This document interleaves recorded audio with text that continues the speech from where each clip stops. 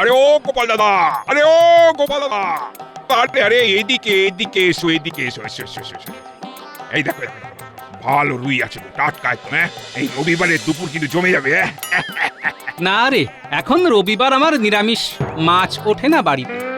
মাছ তো না, যেন আগুন দাম, দাম শুনলেই ছ্যাঁকা লাগে।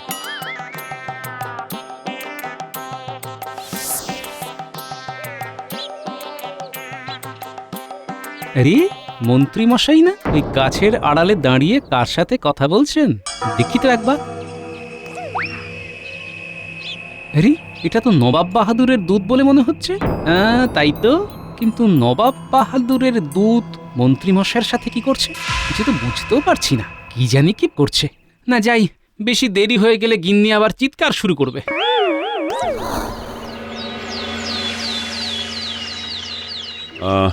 আমি নবাব বাহাদুর বলছি। 3 দিনের জন্য বেগমকে নিয়ে আমি ভ্রমণে যাব। সেই সময়কালের জন্য বাংলার তাৎক্ষণিক নবাব হিসেবে আমি তোমাকে দায়িত্ব দিতে চাই। যদি তুমি এই দায়িত্ব নিতে চাও তাহলে আগামী কালের মধ্যে গোপাল ও মন্ত্রীকে নিয়ে মুর্শিদাবাদে উপস্থিত হবে। আর যদি তুমি দায়িত্ব নিতে না চাও সেটাও দূতকে জানিয়ে দেবে। তখন এই দায়িত্ব আমি অন্য কোনো রাজাকে দিয়ে দেব। না না না না না, অন্য কেউ নয়, অন্য কেউ নয়। আমি তৎকালীন বাংলার নবাব হবার জন্য রাজি। এমন সুযোগ কেউ ছাড়ে না গিয়ে। যাও যাও যাও, নবাবকে জানিয়ে দাও আমি আগামীকালই আসছি।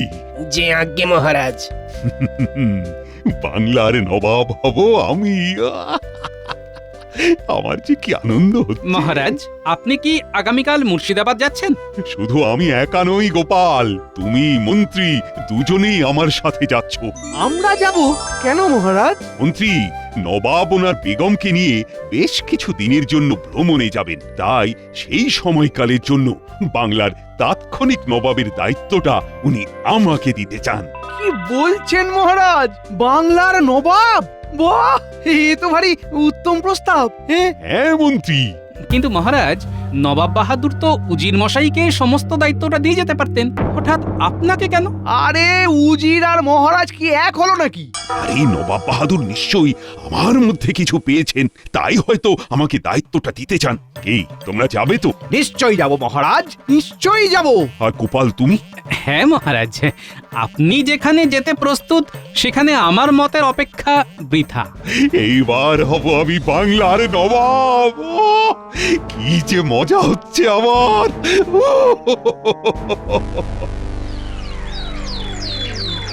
তাহলে কি বলছো উজির? আমাদের পরিকল্পনা অনুযায়ী সব হবে তো? নবাব বাহাদুর এত সুন্দর একটা প্রলোভন দিয়েছেন, সেই প্রলোভনে পা না দিয়ে মহারাজ কৃষ্ণচন্দ্র যাবে কোথায়? তাহলে আমার ভ্রমণের খরচটা উঠে আসবে বলছো? আপনি নিশ্চিন্তে থাকুন জাহাপানা। সেলাম নবাব বাহাদুর। সেলাম নবাব বাহাদুর। ওহে কৃষ্ণচন্দ্র, তুমি চলে এসেছো? এসো এসো এসো এসো। তোমার আগমনে আমি বড়ই আনন্দ পেয়েছি। নবাব বাহাদুর আপনি ডেকেছেন আর আমি না এসে থাকতে পারি? বেশ বেশ বেশ বেশ, শোনো তবে, পত্র পড়ে তো বুঝেই গেছো আজ থেকে আগামী 3 দিনের জন্য আমি বেগমকে নিয়ে ভ্রমণে যাব।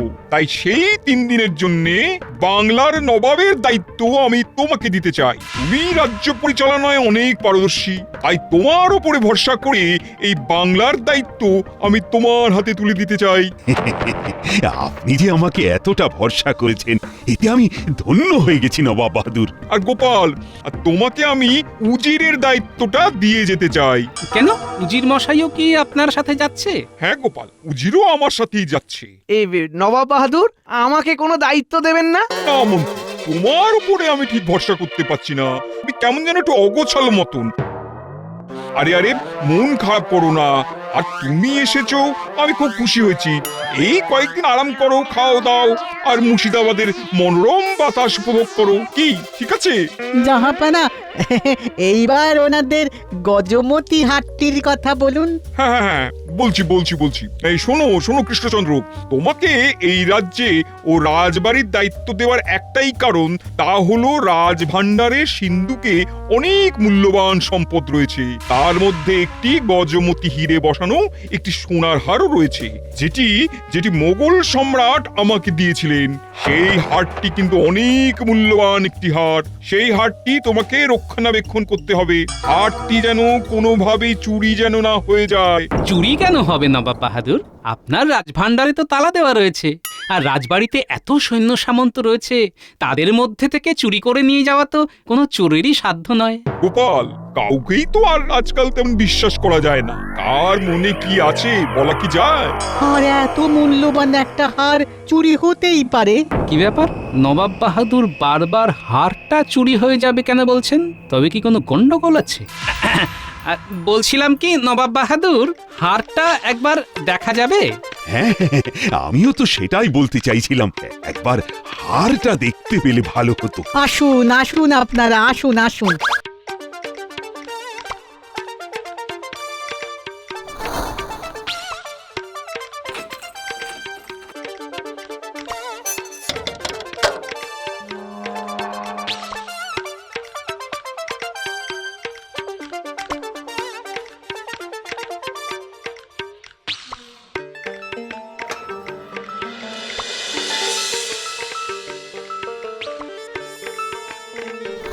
এই দেখো কৃষ্ণচন্দ্র, এই সেই গজমতি হার। পুরো হারটাই সোনার, আর এর মাঝে এই মধ্যমণি, এই সুন্দর হিরে। এটা মুঘল সম্রাট আমাকে দিয়েছিলেন। বাহ, দারুণ তো। হ্যাঁ, সেই কারণেই তো বলছি, এই দারুণ জিনিসটাকে দারুণ ভাবে পাহারা দিতে হবে। আজকাল কাউকে আর ভরসা করা যায় না। এদিকে তো সব ঠিকই আছে, কিন্তু কোথাও যেন একটা গন্ডগোল মনে হচ্ছে। নবাব বাহাদুর, আমার একটা আর্জি ছিল। হ্যাঁ, বলো গোপাল, বলো। নবাব বাহাদুর, আমি চাই না এই 3 দিন রাজবাড়িতে কোনো সৈন্য সামন্ত দাসদাসী থাকুক। সৈন্য সামন্ত থাকবে না? বলো কি? গোপাল, কি বলছো? তোমার মাথা টাথা ঠিক আছে তো? এত মূল্যবান একটা হার সৈন্য না থাকলে তো চুরি হওয়ার সম্ভাবনা আরো বেড়ে যাবে। কিন্তু যদি সর্ষের মধ্যেই ভূত থাকে, বলা কি যায়? এত দামি হার, না মহারাজ, আমি কাউকেই বিশ্বাস করতে পারছি না। এ হার আমি নিজে পাহারা দেব। হ্যাঁ, তা অবশ্য গোপাল, তুমি ঠিক কথাই বলেছ। আর মনে যে কি আছে, এ হারখানা আমরাই না হয় পাহারা দেব। শুধু রান্নার জন্য একজন পাচক রেখে দিলেই যথেষ্ট। আর একবার ভেবে দেখো কৃষ্ণচন্দ্র, এই হারখানা হারালে আমি কিন্তু তোমাদের ছেড়ে কথা বলবো না। হ্যাঁ, যাতে কোনো কথা বলতে না হয়, সেই জন্যই তো এই ব্যবস্থা নবাব বাহাদুর। ঠিক আছে, যেমন তোমার ইচ্ছে। আর শুধু হার পাহারা দিলে চলবে না, রাজ্যের খেয়ালও রাখতে হবে, কোন রকম যেন বিশৃঙ্খলা না হয়।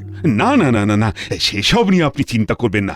আমি সবটাই সামলে নেব। এ তো দেখছি আমার কাজটা আরো সহজ করে দিল। এই নাও কৃষ্ণচন্দ্র, এটা ধরো। আজ থেকে আগামী 3 দিনের জন্য এই বাংলার তাৎক্ষণিক নবাব হলে তুমি। ভরসা করে দায়িত্ব দিলেন, সেই দায়িত্ব আমি অক্ষরে অক্ষরে পালন করার চেষ্টা করব।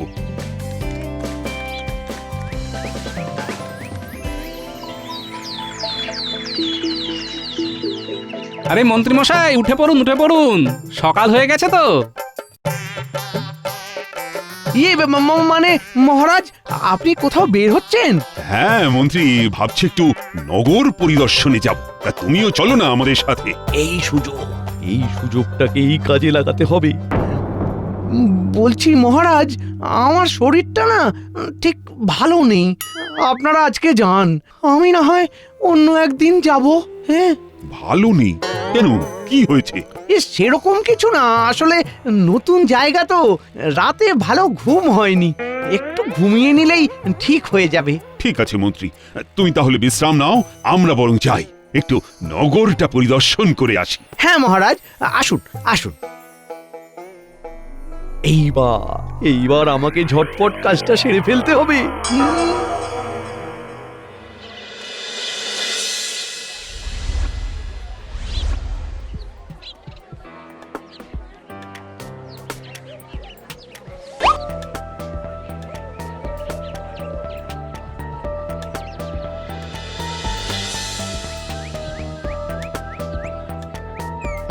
মহারাজ, চারিদিকে যা দেখছি অসৎ লোকে একেবারে ভরে গেছে। হ্যাঁ, নবাব বাহাদুর এতদিন এদের সহ্য করেছেন কিভাবে? গোপাল, তুমি তো জানো আমি মোটেই এসব অরাজকতা সহ্য করতে পারি না। আমি এখন বাংলার তাৎক্ষণিক নবাব, তখন এই সব অসাধু ব্যবসায়ীদের সোজা পথে নিয়ে আসাটাও আমারই দায়িত্ব। বুঝেছি মহারাজ, আসুন আমার সাথে।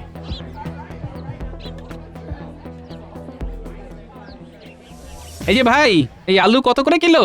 20 আনা। বাবা, এ তো বাজারে আগুন লাগিয়ে রেখেছো, তো 10 আনাতে হবে না? না না না না না, 1 আনাও কম হবে না। ও বাবা, ঠিক আছে, দাও দেখি 1 কিলো। এই কি, এটা কি দিয়ে মাপ করছো? বাটখারা কোথায়? আমার এখানে এই পাথর দিয়েই মাপা হয়। তা আমি বুঝবো কিভাবে এই পাথরটার ওজন 1 কিলো? এই দেখেন দেখেন, ব্যবসার সময় না এইরকম মাথা খাবেন না। হ্যাঁ, আমার দোকান থেকে আলু কিনতে হলে এইভাবেই নিতে হবে। রাতে নিতে হলে নেন, না হলে চলে যান। আলু তো আমি নেবই, কিন্তু তার আগে তোমাকে প্রমাণ দিতে হবে এই পাথরের ওজন 1 কিলো। আপনি কে যে আপনাকে প্রমাণ দিতে হবে? হ্যাঁ, আমি না, তবে এই যে আমার সাথে যিনি রয়েছেন, ইনি হলেন কৃষ্ণনগরের রাজা মহারাজ কৃষ্ণচন্দ্র, বর্তমান সময়ের বাংলার তাৎক্ষণিক নবাব। কি অবাক হচ্ছেন তো? নবাব বাহাদুর বেগমকে নিয়ে 3 দিনের জন্য ভ্রমণে গিয়েছেন, তাই এই 3 দিন সময়কালের জন্য নবাব ওনাকে দায়িত্ব দিয়ে গিয়েছেন। নবাব যতদিন না আসছেন ততদিন আমি বাংলার নবাব, তাই এই বাংলায় কোনো অনৈতিক কার্যকলাপ চলবে না। যতক্ষণ না প্রমাণিত হচ্ছে এই পাথরের ওজন 1 কিলোর সমান, ততক্ষণের জন্য এই দোকান আমি বন্ধ করলাম, তার সাথে এই পাথরখানাও আমি বাজেয়াপ্ত করলাম।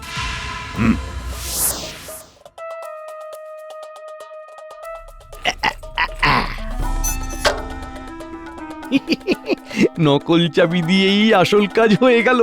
সত্যি নবাব বাহাদুরের বুদ্ধি আছে মানতে হবে। এইবার মহারাজ আর গোপাল আসার আগেই কাজটা সেরে ফেলতে হবে।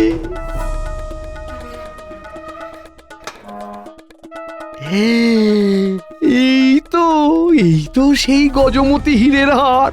ও, এই হার দিয়েই আমি হব কৃষ্ণনগরের রাজা, আর মহারাজ কৃষ্ণচন্দ্র হবে আমার প্রজা। সবাই দেখুন, এই হলো এই সবজিওয়ালার ব্যবহৃত পাথর, যেটাকে তিনি 1 কিলোর সমপরিমাপক হিসেবে ব্যবহার করছেন বা দাবি করছেন। আর এই হলো 1 কিলো বাটখারা। এইবার এই দুটির পরিমাপ করলেই বোঝা যাবে এই পাথরের ওজন 1 কিলো হয় কিনা।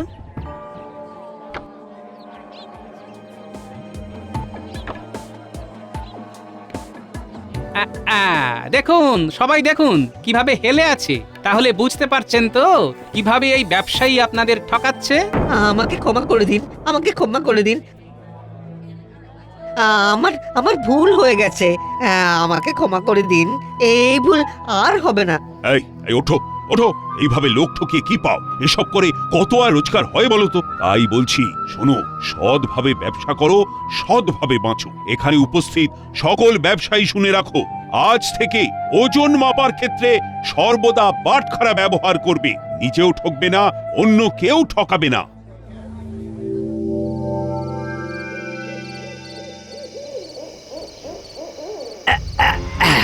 ব্যাস ব্যাস হয়ে গেছে। এইবার জিনিসটা রেখে দিই। ও, না না না না না, আর সময় নষ্ট করা যাবে না, কাজটা তাড়াতাড়ি সেরে ফেলতে হবে।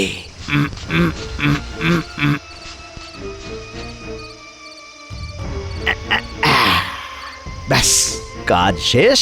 এইবার কেউ দেখে ফেলার আগেই এখান থেকে পালাতে হবে।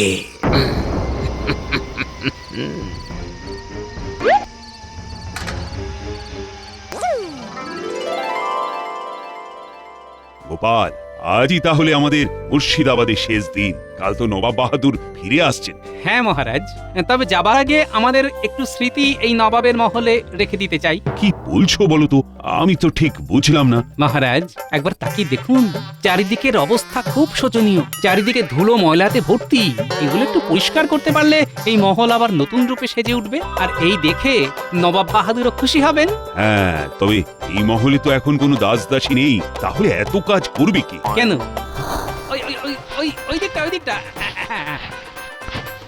হ্যাঁ, ওই দিকটা ভালো মতো করুন মন্ত্রীমশাই। কোথায় ভেবেছিলাম এই 3 দিন একটু আরাম করে কাটাবো, এই গোপাল তো আমার সব সুখে একেবারে জল ঢেলে দিল। কি হলো, দাঁড়িয়ে পড়লেন কেন? নিন নিন, হাত চালান, আজকের মধ্যে পুরো কাজটা শেষ করতে হবে তো।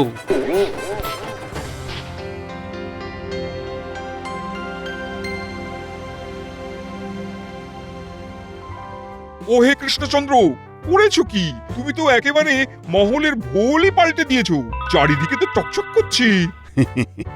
যতটুকু পেরেছি আর কি, ওই আর কি। সব কিছু তো করলাম আমি, আর নাম কামাচ্ছেন উনি। করে নিন, আর একটু পরেই তো কেল্লা ফতে। এই নিন জাহাপানা, আমাকে ভরসা করে আপনি যে দায়িত্ব দিয়েছিলেন সেটা আপনাকে ফিরিয়ে দিলাম। ঠিক আছে, চলো তবে দেখি তুমি কেমন দায়িত্ব সামলেছো। সিন্ধুকের ঘরের দিকে এসো।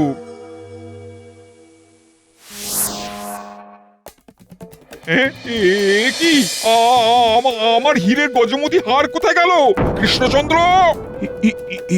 মানে আমি তো কিছু জানি না জাহাপানা। না না, জানো না মানেটা কি? তোমাকে তো একটা দায়িত্ব দিয়েছিলাম নাকি? হারটা তো সিন্ধুকেই ছিল। জাহাপানা, আমার মনে হয় হারটা এখানে নেই, মানে ওটা চুরি হয়ে গেছে। আমি আর ভাবতে পারছি না, যেই ভয়টা পেয়েছিলাম সেটাই হলো। এই সব হয়েছে গোপালের জন্য। ওই তো বলেছিল সমস্ত সৈন্য সামন্তদের রাজবাড়ি থেকে সরিয়ে দিতে। কি হলো গোপাল, এখন চুপ করে আছো কেন বলো? মানে আমি শুধু এটা ভাবছি, চাবিটা তো আমাদের কাছে, এদিকে কোষাগারের তালাও অক্ষত রয়েছে, তাহলে চুরিটা হলো কিভাবে? তার মানে যে চুরি করেছে তার কাছে নিশ্চয়ই একটা নকল চাবি আছে। কিছু করতে কেউটে না বেরিয়ে যায়। এইসব আমি কিছু জানি না। ওই হার আমার চাই। হ্যাঁ, নাহলে ওই হারের মূল্য কৃষ্ণচন্দ্রকেই দিতে হবে। জাহাপানা, জাহাপানা, আপনি এতটা উত্তেজিত হবেন না। আমি দেখছি কি করা যায়।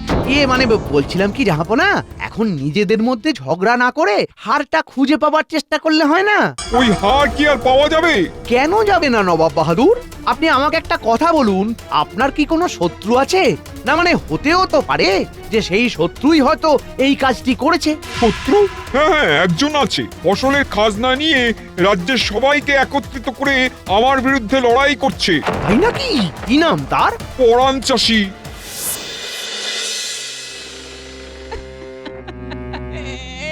কি তোমরা এসব ছুঁড়ে ফেলছো কেন?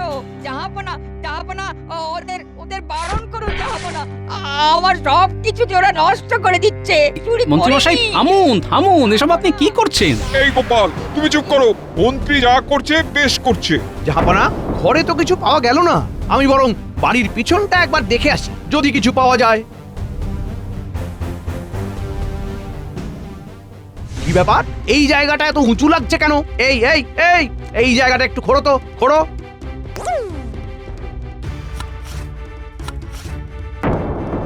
আরে এই তো সেই হার। দেখুন জাহাপনা, দেখুন কিভাবে এই চাষি আপনার হার চুরি করে এনে এখানে লুকিয়ে রেখেছে। হ্যাঁ, এই তো আমার হার। না জাহাপনা, সত্যি বলছি, আমি কিছু করিনি। এই হার কোথা থেকে এলো আমি জানি না। তাই নাকি? তাহলে হারটা কি এখানে হেঁটে হেঁটে চলে এলো? নবাব বাহাদুর, এর কোনো কথা শুনবেন না। এই চুরি করেছে হারটা, তা না হলে ওর বাড়ির পিছনে এলো কিভাবে? হ্যাঁ, আর এই চুরির জন্য ওকে আমি শুলে চড়াবো। আর আমি যদি বলি এটা আসল হার নয়? কি আসল হার নয়? এর মানেটা কি? মানেটা খুব সহজ জাহাপনা, আসল হারটা আমার কাছেই আছে, আর মন্ত্রী মশাইয়ের হাতে যেটা আছে সেটা হলো কাছের। আর এই হার পরাণ চাষি চুরি করেননি, হারটা চুরি করেছেন এই মন্ত্রী মশাই। হ্যাঁ জাহাপানা, গোপাল ঠিক কথা বলছে। এই হার নিয়ে যে একটা কোনো গন্ডগোল হবে সেটা আমি অনেক আগে থেকেই বুঝতে পেরেছিলাম। আর দেখুন ঠিক তাই হলো। তাই প্রথম রাতেই এই আসল হারটা শাকরার কাছে নিয়ে গিয়ে কাচ দিয়ে একেবারে অবিকল একই রকম দেখতে একটি হার বানিয়ে আনি, আর আসল হারটা রেখে দিই আমার কাছে, আর এই কাচ বসানো নকল হারটা রেখে দিই সিন্ধুকে। আর মন্ত্রীমশাই নকল চাবি দিয়ে সিন্ধুক থেকে কাচের হারটি নিয়ে এসে এই পরাণ চাষির বাড়ির পিছনে পুঁতে রাখেন। কি মন্ত্রীমশাই, ঠিক বললাম তো? মিথ্যে কথা, এসব মিথ্যে কথা। তাহলে এটা কি মন্ত্রীমশাই? এটা যে আসল হার, তার কি প্রমাণ আছে? হ্যাঁ, কাঁচ আর হীরের মধ্যে পার্থক্য বোঝেন না? আপনি যখন বুঝতেই পারছেন না তখন আমিই প্রমাণ করে দেব।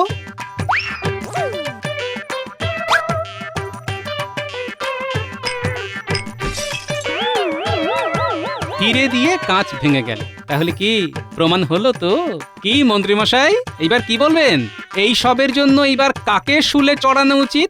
আমি তো একা এসব করিনি, এসব তো জাহাপনার। কি হলো, চুপ করে গেলেন কেন? বলুন বলুন, এসব জাহাপনার পরিকল্পনা, তাই তো? এই গোপাল, আমাকে ক্ষমা করে দাও। আসলে কোষাগরের যা অবস্থা, তাতে করে ভ্রমণে যাওয়াটা একটু সমস্যাই হচ্ছিল। এদিকে বেগমও নাছোড়বান্দা। আমি ভেবেছিলাম ভ্রমণে যাওয়ার যে খরচাটা হবে সেটা কৃষ্ণচন্দ্রের থেকে আদায় করে নেব। তাই মন্ত্রীকে কৃষ্ণনগরের রাজা হওয়ার প্রলোভন দিয়ে এই কাজ করিয়েছি। এই কৃষ্ণচন্দ্র, তুমি আমাকে ক্ষমা করে দাও। আরে এটা আপনি কি করছেন জাহাপানা? আপনি বাংলার নবাব, আপনি আমার কাছে ক্ষমা চাইবেন না। আর ক্ষমা যদি চাইতেই হয় তাহলে ওই দরিদ্র চাষির থেকে চান, যার এখানে কোনো দোষই নেই। সে আপনার বিরুদ্ধে আন্দোলন করেছে বলে আপনি তাকে চোরের অপবাদ দিলেন। না না না না, আমার ভুল হয়ে গেছে। আমাকে ক্ষমা করে দাও পরাণ চাষি। তোমার সাথে আমি অন্যায় করেছি। তোমার যা ক্ষতি হয়েছে সেই সব ক্ষতিপূরণ আমি তোমায় দিয়ে দেবো। না জাহাপানা, এখানে ক্ষতিটা করেছে মন্ত্রী, তাই ক্ষতিপূরণটাও ওকেই দিতে হবে। আগামী 6 মাসের মন্ত্রীর বেতনের সব টাকা আমি এই পরাণ চাষির হাতে তুলে দেব। মন্ত্রী একটা টাকাও পাবে না, আর এটাই হলো মন্ত্রীর শাস্তি।